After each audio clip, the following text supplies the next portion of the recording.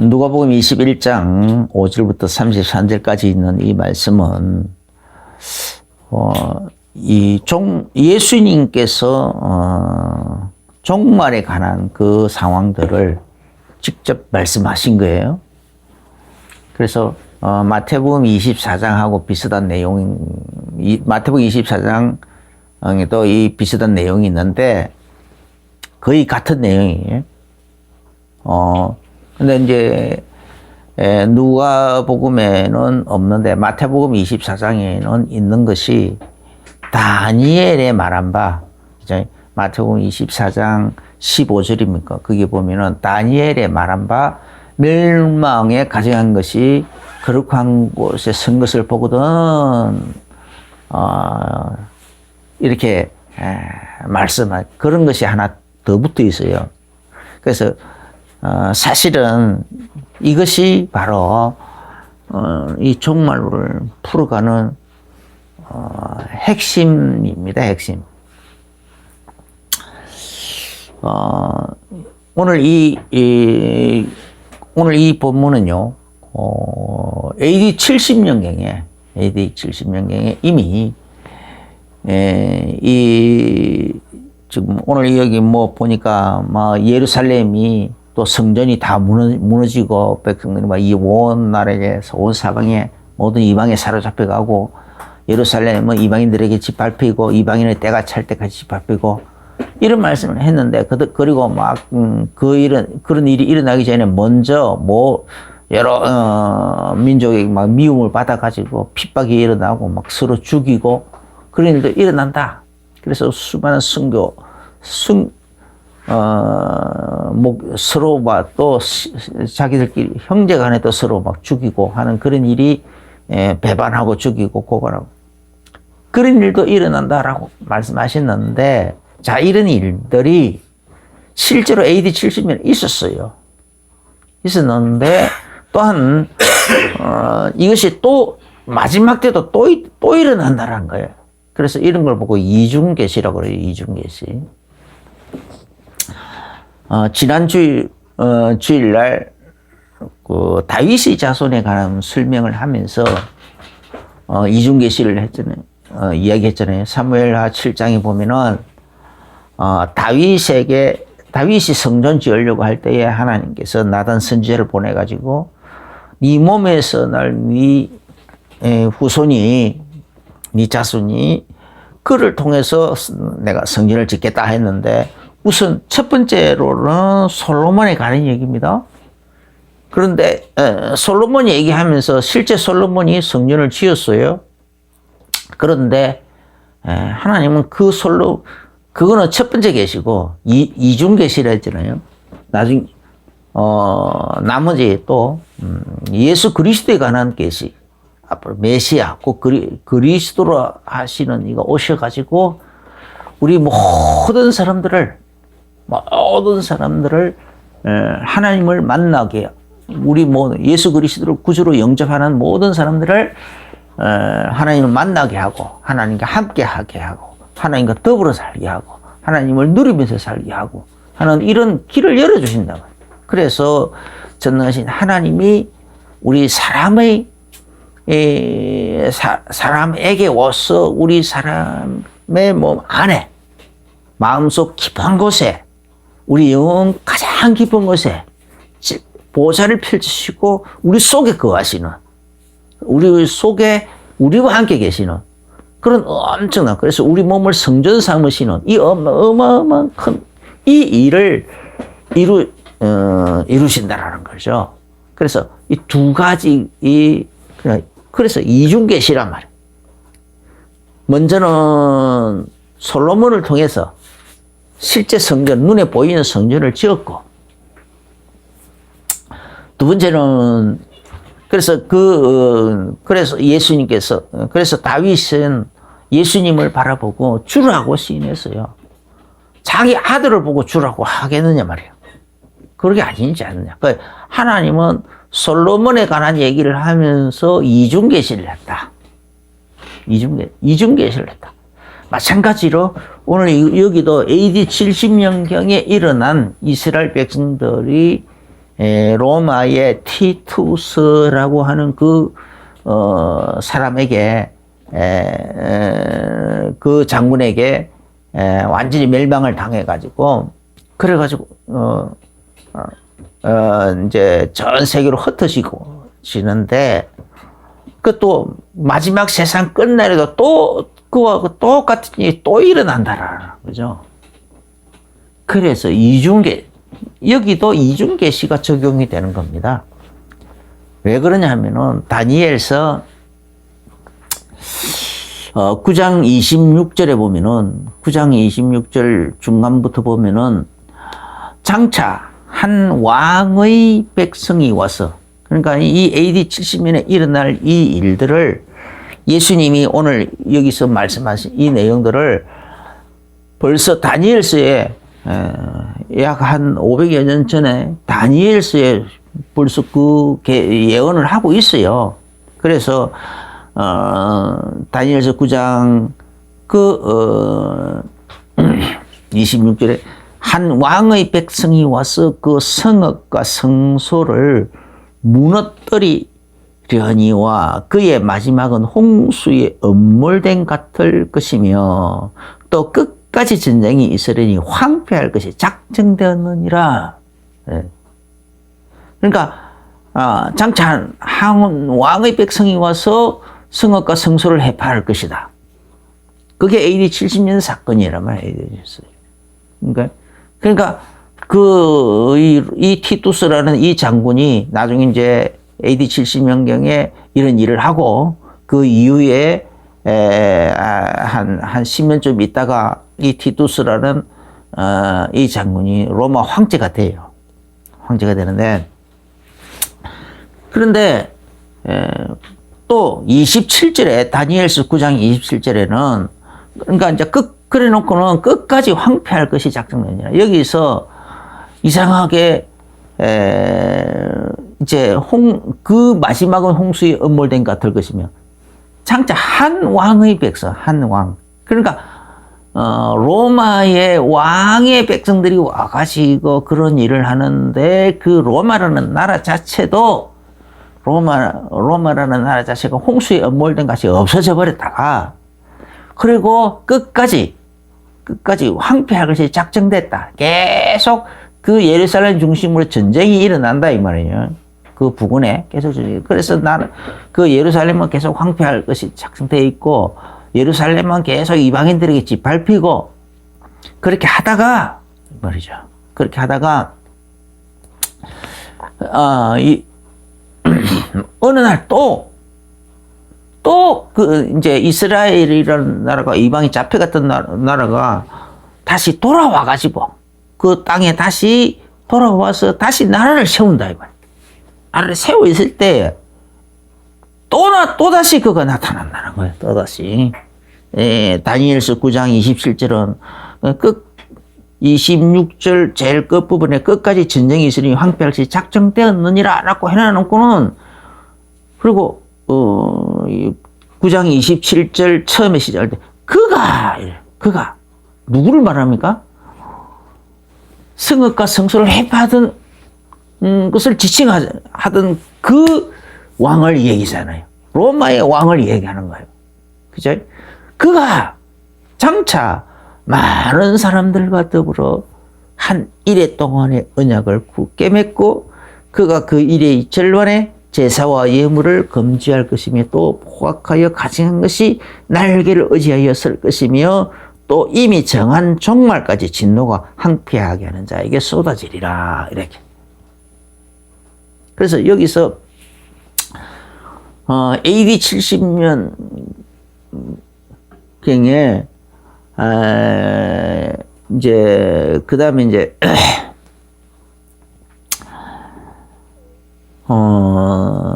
오늘 이 예수님께서 이제 이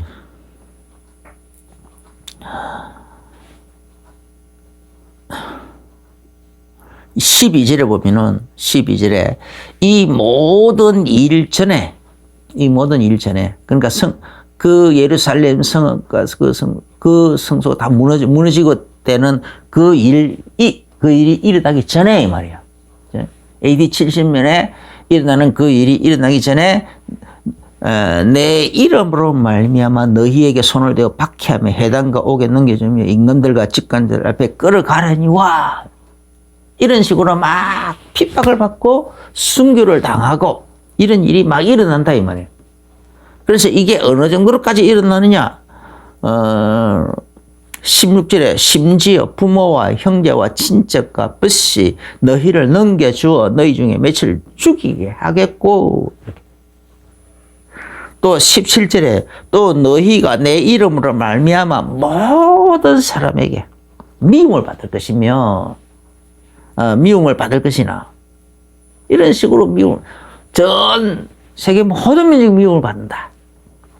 그래서 그때로부터 이 전통이 그대로 살아있어가지고 유대인들이 가는 곳마다 다 미움을 받았어요. 미움을 받았어요. 심지어는 뭐 1900여 년 가까이 지났을 때 히틀러도 이 유대인들을 괜히 미워해가지고 600만인을 학살하고 그랬잖아요. 그래, 이렇게 됐다, 이 말. 너희가 내 이름을 알면 모든 사람에게 미움을 받을 것이다. 그런데, 예수 믿는 사람들은 너희 머리털 하나도 상하지 않게끔 또 너희 인대로 너희 영혼을 얻으리라.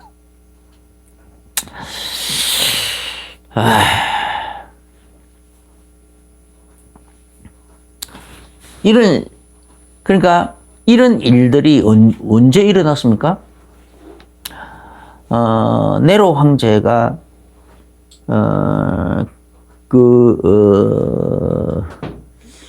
54년부터 68년도까지 그 AD 70년 그 사건 일어나기 한 2년 전까지 이 네로 황제 치세예요. 네로 황제인데 사람들이 네로 황제라고 폭군이라고 그러죠. 그래서 이 네로 황제 때에 얼마나 순교자들이 많이 나오든지 대부분의 그 사도들이 이때 다 죽었어요. 거의 다 순교당했고 심지어는 군인들에게 할당량까지 주어가지고 군인들에게 기독교인들 잡아 죽이는 할당량을 주고 그 양을 채우지 않으면 월급도 막 깎아버리고 그럴 정도까지 했대요. 그 정도로.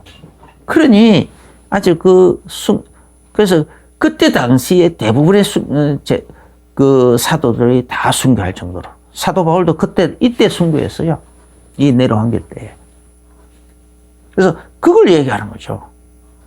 예수님은 전에 그 AD 70년 그 사건이 일어나기 직전에 그런 일들이 일어난다. 그래서 데살로니가 후서 2장에서는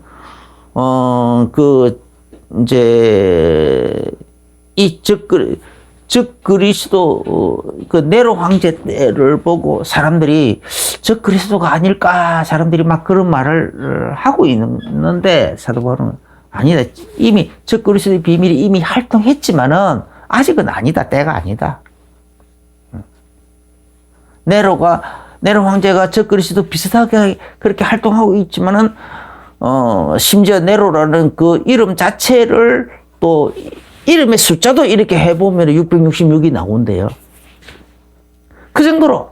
그래서 틀림없이 저 그리스도다라고 사람들이 막 그렇게 생각을 하고 있었는데 사도 바울은 아니라 그러잖아요. 데살로니가후서 2장에 아직 이미 저 그리스도의 비밀이 이미 활동하고 있지만은 아직은 아니다.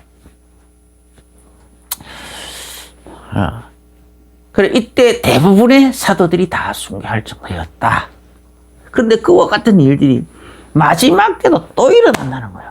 그 AD 70년이 그 이후에 72년도에 완전히 이제 멸망하고 그로부터 예루살렘은 완전히 이제 이방인 그 유대인들은 전 세계로 다 흩어져 나가버렸고 그리고는 예루살렘은 이방인의 때가 찰 때까지 그 이방인들에게 다 있었단 말이에요. 그러면은 그 예루살렘이 언제 유대인 유대인들에게 돌아왔느냐?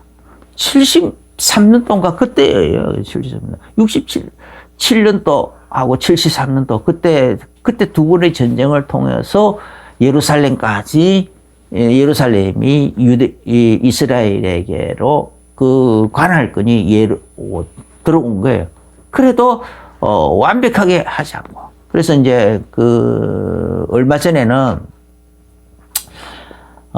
이제 이스라엘에서 공식적으로 이스라엘의 수도를 공식적으로 예루살렘으로 이렇게 선포를 했지만은 예루살렘 선포인데 그러면은 이제 그 수도로 이렇게 막 다른 나라들 대사관들이 막 그 수도로 옮겨가야 되잖아요. 안 가요. 아직도 안 가고 대부분의 나라들 대사관은 텔아비브에 그냥 그대로 옛날 수도인 텔아비브에 그냥 그대로 있어요. 예루살렘에 안 가요. 왜냐면 거기가 워낙 서로 이렇게 민감한 지역이다 보니까 안 가는데 미국만 지난번에 트럼프 때인가? 트럼프 때에 미국 대사관을 예루살렘으로 옮겼어요. 미국만 옮기고 나머지는 아직 안 옮기고 있어요. 그래, 어쨌든, 이스라엘의 공식적인 수도는 예루살렘인 거예요.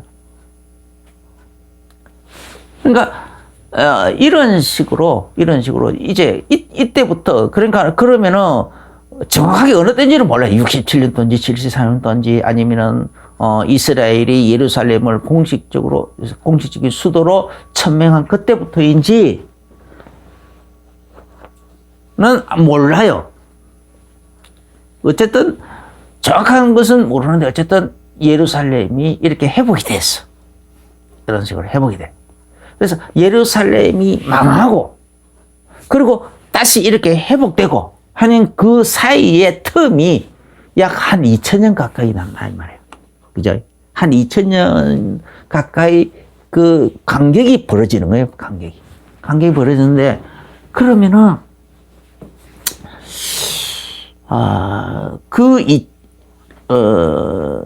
이걸, 여기만, 이제, 그러면 그 2000년 그 기간 동안에,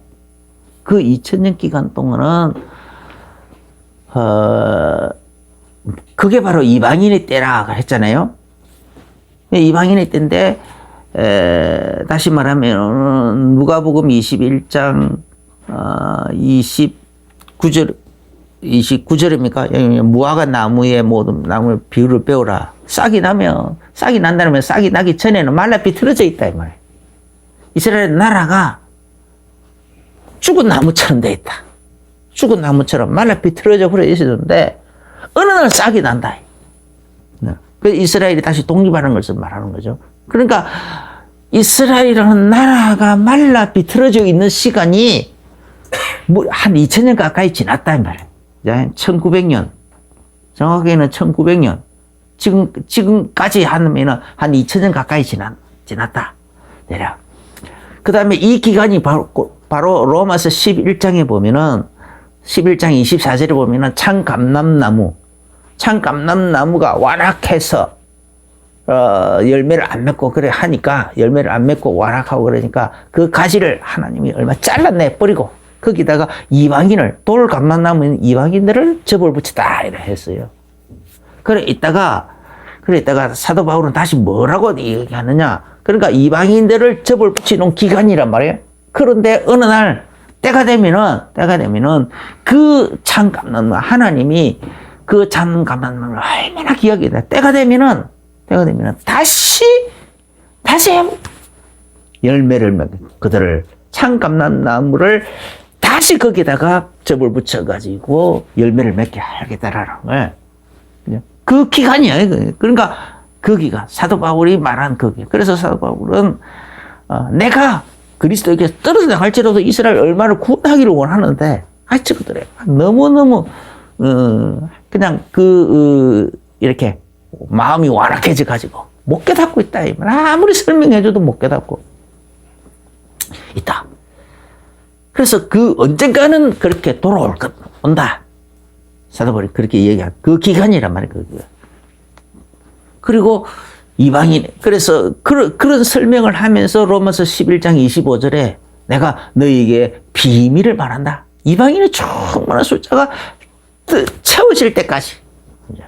이방인의 충만한 숫자가 채워질 때까지다. 그래서 하나님이 원하시는 이방인의 충만한 숫자가 있다라는 거예요. 이방인의 충만한 숫자가 있는데 그게 채워질 때까지 이렇게 이스라엘 애들은 완악해져 버렸다. 무화과라는 그 나무가 말라 비틀어져 있다.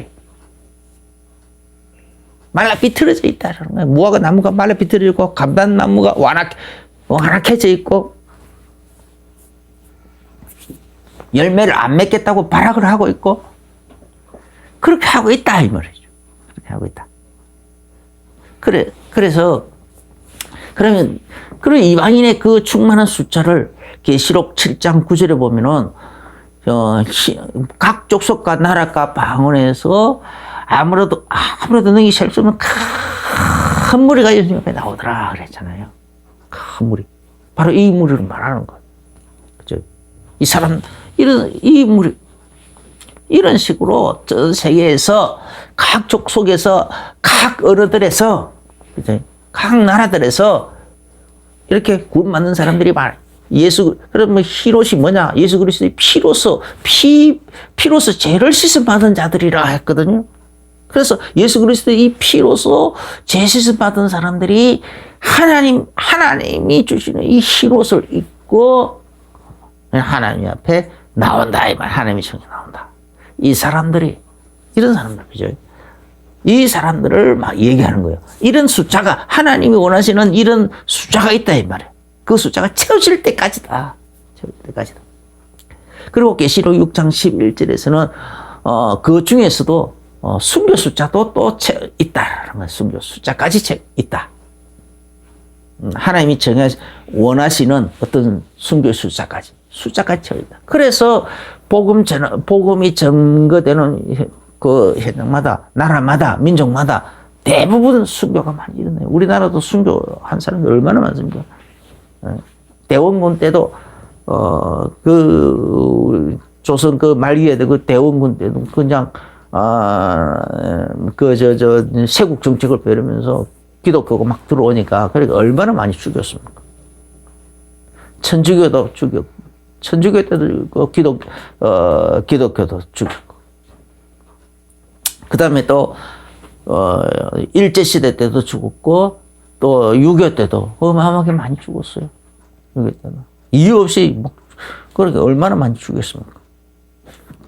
김중곤, 그 목사님 CCC, 한국의, 한국 CCC 창시자. 김 목사님. 고등학교 다닐 땐가. 근데, 자기 눈앞에서 동네 형들, 빨갱이들이 자기 부모님들을 예수 믿는다는 이유로 죽였다. 지금 우리 우리 노예의 임명식 목사님 그 고향 동네, 영광문인가? 그 동네도 그냥 예수 믿는다는 이유 때문에 온 교회 사람들을 그 동네 사람들이 다 그냥 그때 그 동네 빨갱이들이 전부 다 죽였다, 이 교회에서. 그래, 그냥 나중에는 그냥 안 죽이고 괴롭게 해 죽인다. 개풀에 물 들어오고 그러잖아요. 돌을 매달아 가지고, 가가지고 거기다가 묶어 놓고, 물이 들어오니까 그냥, 그래가지고, 온갖 비참한 방식으로 다 죽였다. 그런 식으로 순교한 사람들이 어마어마하게 많아요. 각 민족마다, 나라마다, 이런 식으로 순교들이 많이 나오고 있어요. 그런데 마지막 때도 이 순교 숫자가 급격하게 일어난다. 똑같이 오늘 17절에 또 너희가 내 이름으로 말미암아 모든 사람에게 미움을 받으리니. 모든 사람 미움.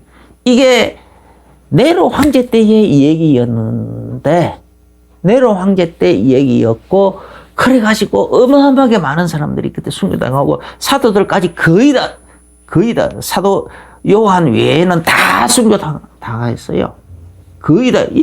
이때 네로 황제 때 때에 네로 황제로 말미암아 순교를 당했단 말이야. 그 외에 이제 막 그 몇몇 사람들은 저 선교로 막 인도로라든지 어디 뭐 다른 데 가서 순교하는 거 있지만은 대부분의 그 사도들이 이 네로 황제의 이 미친 황제 이걸 통해서 했다. 1차로는 이거예요. 1차로는. 그런데 2차로는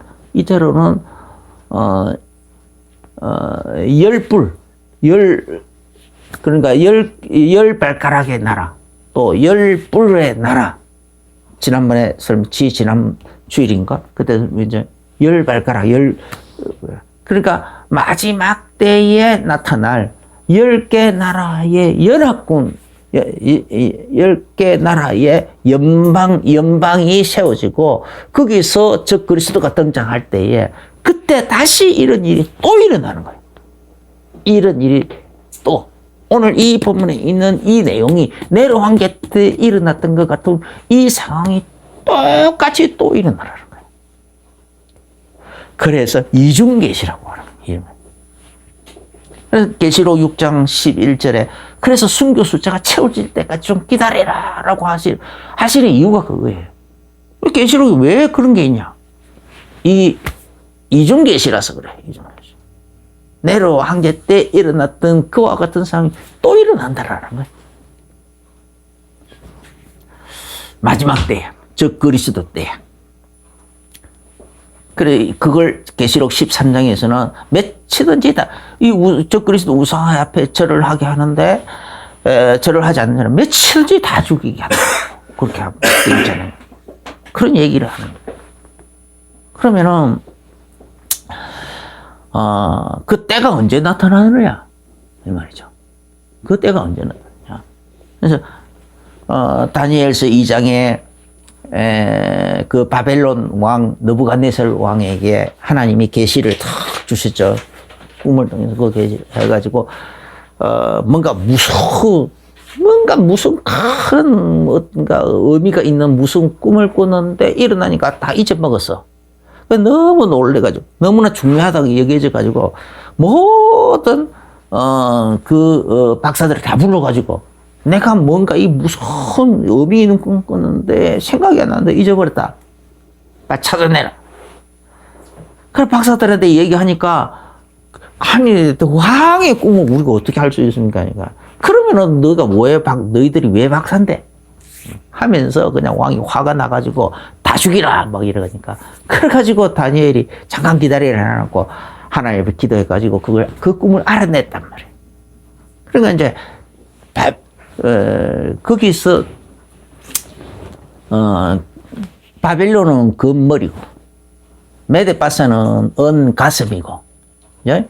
그 다음에 그 다음에 노세 나라가 일어나는데 헬라고 그 다음에 철의 나라가 일어나는데 허리부터 다리까지고 그러면 그 다음에 발과 발목이 나라가 있다. 발가락이 10개다. 그래서 어떤 발가락은 크고 어떤 발가락은 약하고 그러잖아요. 그러니까 강한 나라, 작은 나라. 또 철과 진흙이 섞여 있는데 철은 강하고 진흙은 약하고. 그런데 서로 섞여 있다. 또 섞이지만 완전히 섞이지 않듯이 섞이지도 않고 안 섞인 것도 아니고 그러면서도 연방국을 만들고 한 희한한 나라가 하나 생겨난다. 근데 그게 마지막 제국이라는 거예요. 마지막 제국. 그래서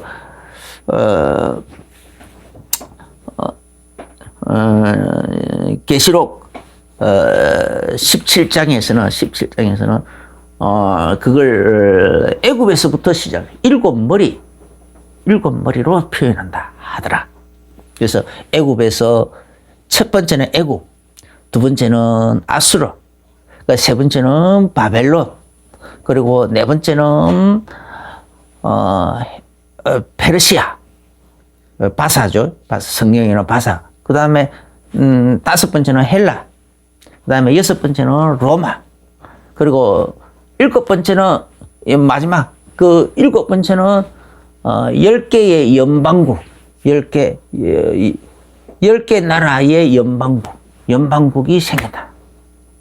연방국이 하나의 제국을 만든다. 그게 바로 적그리스도의 나라가 된다. 이 말이죠. 거기, 이렇게, 자, 그럴 때, 계시록 11장 9절 10절 지혜에 있는 뜻이 여기 있으니 일곱 머리는 일곱 산 또 일곱 왕이라. 이렇게.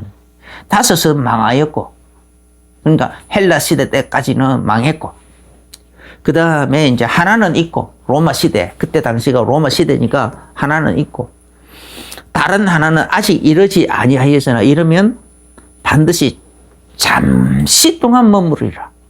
잠깐 머문다. 이 마지막 때 일어나는 그 마지막 제국, 그죠?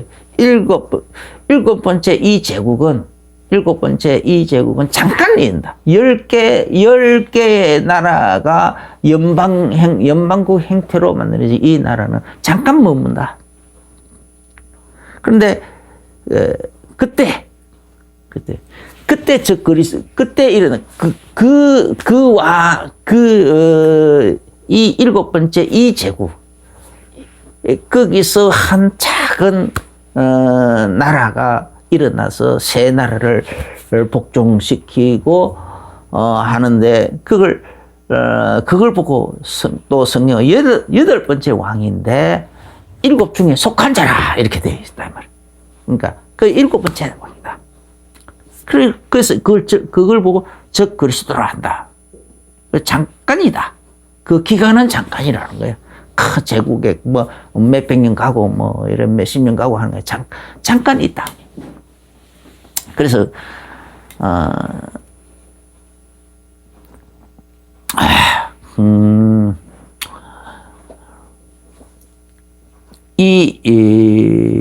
가만 이제 조금 더 이렇게 보면은 이게 이제 이 참 칠판에 저거 안 적고 그냥 입으로 설명하니까 참 힘든데, 그러니까 이제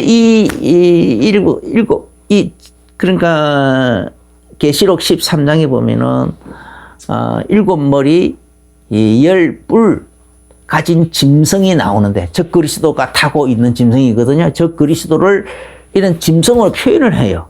적그리스도를 이런 짐승으로 표현을 하는데 일곱 머리와 열 뿔. 일곱 머리는 말이죠. 애굽에서부터 쭉 시작했잖아요. 애굽에서 시작해가지고 애굽, 아수르, 바벨론, 그러면 페르시아, 그 다음에 헬라, 그 다음에 로마, 그 다음에 이제 이 마지막 10개 연방국, 10발가락의 나라, 10개 연방국 이렇게 하는데 여기까지를 그러니까 이것을 그 특징을 다 잡은 거예요. 그래서 이 일곱 머리 10뿔 가진 녀석. 그래서 그 생긴 모양을 표시를 해요. 표범 같기도 하고 또 발은 곰의 발 같고 입은 사자의 입 같고 막 그런 식으로 표현하거든요. 그러면은 이게 뭐냐? 계시록 다니엘서 7장에 보면은 그 각 나라들을 짐승으로 표현을 해요. 짐승을. 그러니까 바벨론은 사자로 표현하고 있고 또 메데파사는 곰으로 표현하고 있고 헬라는 표범으로 표현을 해요. 그런데 로마는 그냥 무서운 짐승 이렇게만 표현을 해요. 그냥 무섭고 크고 강한 짐승 이렇게만 표현을 해요. 그러니까 그 모든 짐승에 그러니까 그 모든 나라들 그죠? 바벨론하고 메데파사하고 그 다음에 헬라하고 그 다음에 로마 그 모든 나라들의 특징을 몽땅 다 가지고 있는 짐승이라는 거예요. 몽땅 다 가지고 있는 그런 나라, 그런 특징의 나라가 나타난다라는 거죠. 그 특징을 그대로 다 포함하는 거예요. 이 적그리스도가 저 그리스도를 계시록 13장에 짐승을 표현한 이유가. 그래서 그걸 어떻게 표현할 방법이 없으니까 그 짐승의 그렇게 표현으로 그렇게 하고 있는 거예요. 그러면 열불은 그 이제 마지막 때. 그럼 이제 여기서 로마하고 다니엘서 9장 26절에 그 로마 시대 때에 이스라엘을 예루살렘 성을 파괴를 했잖아요. 파괴하고 성전도 다 파괴하고 그리고 이스라엘 백성을 잘 세계로 흩어버리고 그게 AD 70년에 일어난 일이라. 그리고 로마가 망해버렸어. 그러니까 지지는 얘기했다시피 이 성경은 전부 이스라엘을 중심으로 이스라엘은 하나님 자신의 뜻과 계획을 설명하기 위해서 선택한 나라라는 거예요. 그죠? 선택한 나라인데, 나라고 민족이고 그래요. 그런데 그 이스라엘 나라가 망해버렸어. 전 세계로 민족이 다 흩어져 가버리고 없어. 로마 시대 때 AD 70년 이후에. 그래서 그때부터 중단돼 버린 거예요. 이스라엘 나라가 그러니까 하나님의 계시도 중단돼 버린 거예요. 그럼 그 계시가 언제 나타납니까? 이스라엘 나라가 다시 세워졌을 때에 나타나는 거예요. 그 계시가 다시 시작이 되는 거예요. 하나님의 그 예언의 그 흐름이, 그 역사적 흐름이 다시 시작이 되는 거예요. 그래서 그걸 또 사람들의 71회로 표현을 하는 거예요. 71회 490년인데 483년째에 마지막 7년을 남겨놓고 예수님이 이 땅에 나타나시는데 그분이 나타나시면은 그때부터 이제 주의 은혜의 해란 말이에요. 누가복음 4장 18절부터 21절을 보면은 예수님께서 그 이사야 60장에 있는 그래서 그 말씀을 그냥 그대로 봉독하고 이 말씀이 오늘 너희에게 이루어졌느니라 라고 하셨다. 주의 의리해. 주의 의리해를 예수님이 선포를 했어요. 그러면 예수님께서 세례 요한에게 세례를 받고 성령이 예수님에게 다 성령이 기름 부어지고 성령이 비둘기처럼 행체로 임하시는 그날부터 시작해가지고 주의 은혜가 시작이 되는 거예요. 그 주의 은혜를 다른 말로 하면은 이방인이나 전 세계 이방인들에게 복음이 전파되는 기간이고 하나님께서 카운트다운을 그 다니엘에게 말한 그 카운트다운을 멈춰버린 시간이라. 마지막 7년을 남겨놓고 카운트다운을 멈춰버린 시간이라. 그래서 은혜의 해라고 표현하는 거예요. 은혜는 값없이 선물로 주어지는 시간. 이스라엘 백성들에게는 그 이방인들 구원하기 위해서 잠시 완악하게 만들어 놓은 시간. 이스라엘, 그 유대인들에게는 그들을 완악하게 만들어 놓은 시간이에요. 그래가지고 그런 세월이 벌써 2000년 가까이 지나왔고 지금 이스라엘은 다시 독립을 해가지고 있어요. 그럼 이제 나타나는 것은 뭐가 나타나냐? 뭐만 나타나면 됩니까? 다니엘서 9장 27절 그가 이 10개 연방국이 나타나가지고 그가 다시 이스라엘을 집어삼키는 이스라엘 다시 집어삼키는 이 일만 남아있는 거예요. 이 일만. 근데 거기 가는 것이 이제 그래서 이중계시라고 하는 거예요. 그가 다시 나타나서 이스라엘 다시 집어삼키는. 그래서 지금 중동에 일어나는 이스라엘의 가격파들이 일어나가지고 완전히 팔레스타인 그쪽 가자 지구 사람들을 다 죽이겠다고 하고 다 죽이게 된다 그러고 이런저런 얘기를 하잖아요. 그런데 그래서 그러면은 다른 사람들에게 좀 그래가지고 좀 여론이 이스라엘에게 결코 좋게 안 흘러가잖아요. 좋게 안 흘러가는 이유, 그런 분위기가 만들어 가시는 거예요, 지금.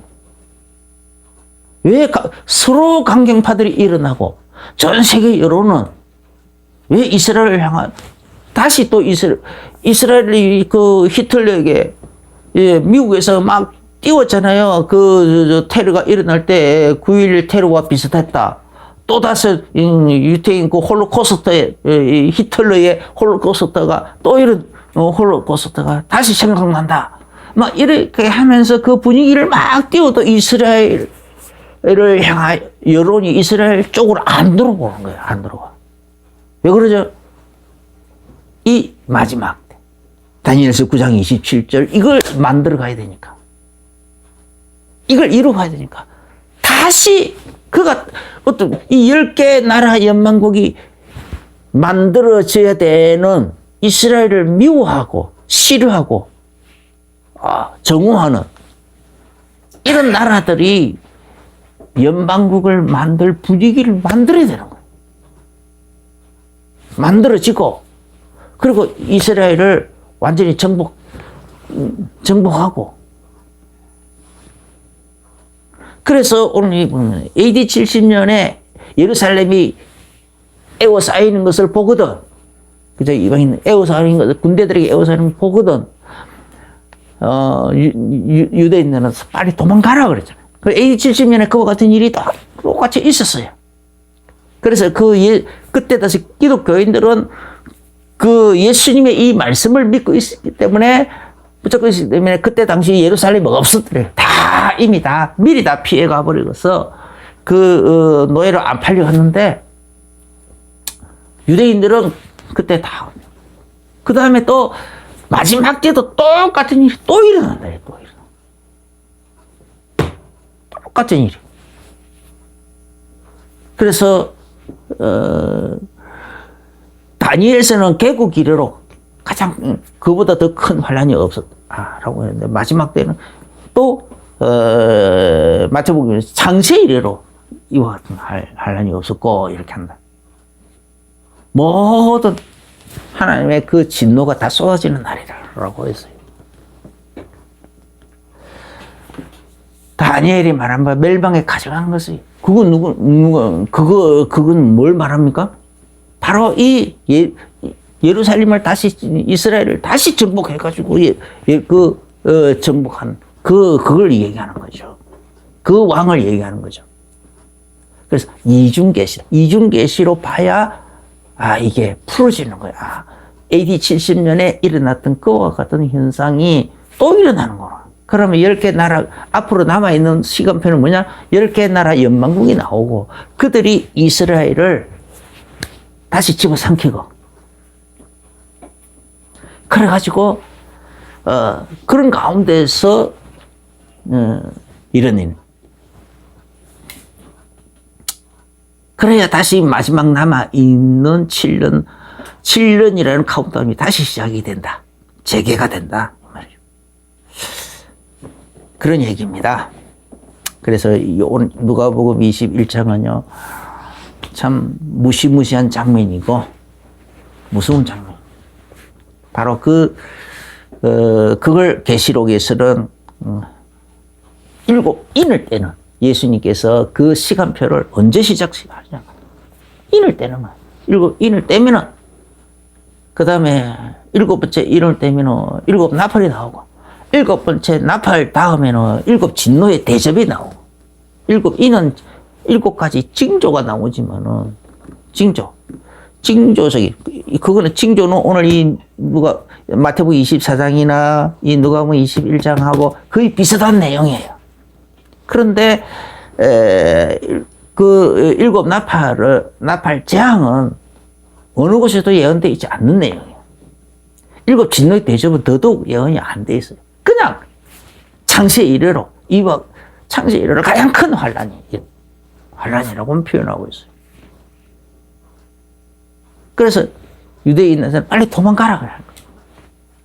즉 그리스도 나라를 중심으로 해서 전 세계를 향하여 일어나는 일이기 때문에 빨리 도망가라고 한 겁니다. 정말 이런 시간표를 조금 가지고 우리는 세계 정세를 보면서 지혜를 얻어야 되겠습니다. 기도하겠습니다. 주 예수님 감사합니다. 주님 오실 날이 너무너무 가까워오는 이때에 예수님께서 마지막 때 되어질 내용 정말 무섭고 두려운 내용들인데 반드시 일어날 이미 옛날에 있었고 앞으로도 또 일어날 이중계시적 말씀을 우리가 살펴봤습니다. 주님, 지금 국제 정세가 너무 급격하게 변해가고 있고 모든 기준, 아무 기준 없이 무조건 급격하게 변해가고 있는데 우리는 이런 것을 통해서 이 예언의 말씀이 어떤 식으로 이루어질 것인지에 대해서 살펴볼 수 있는 지혜가 있게 하여 주옵소서. 그래서 슬기롭게 대처해 나갈 수 있도록 축복하여 주옵소서. 그리고 하늘의 소망 가지 이런 때가 마지막 때가 거의 다 다가오는 것을 느끼면 느낄수록 하늘의 소망 가지고 하늘의 서희 받아 누릴 영광된 상급을 바라보며 살아갈 수 있도록 축복하여 주옵소서. 예수님 이름으로 기도합니다. 아멘. 이제는 우리 주 예수 그리스도의 거신 은혜와 하나님 우리 아버지의 지극하신 사랑하심과 성령님의 내주인도 교통 충만하신 그 은혜가 오늘 말씀을 받으면서 아멘으로 화답하며 마음의 중요한 결론과 결대를 내리며 나가는 모든 성도님들에게 이제로부터 영원까지 항상 함께 계실지어다. 아멘.